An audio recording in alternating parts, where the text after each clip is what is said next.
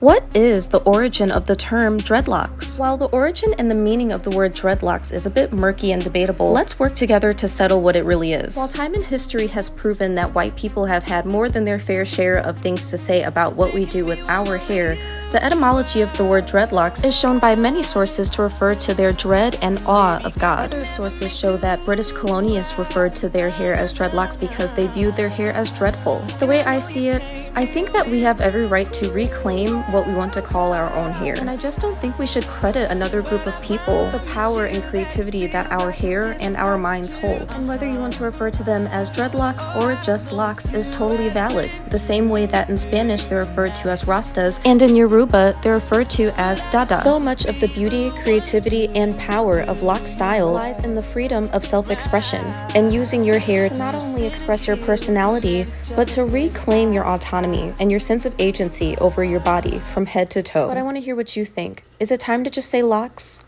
Boy, do I. Allow me to introduce you to the main character of my webcomic, Esther, who definitely has the most beautiful dreads you've ever seen.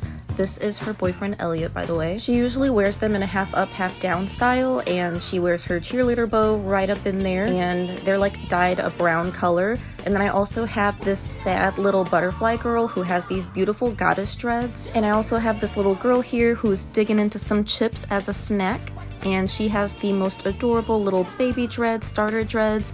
And there's also this foxy grandma that I have who has luscious, beautiful, blonde, silver fox type dreads. She is just rocking them. And I also have some boy characters who have dreads. This is another Estherverse character. And then this little boy who has some little dreads. I love how fluffy his dreads look. And then there's one of these older teen characters who has his hair styled up into like a dread ponytail situation. And then as an honorable mention, these butterfly locks that are also kind of like braids. And there's definitely more to come.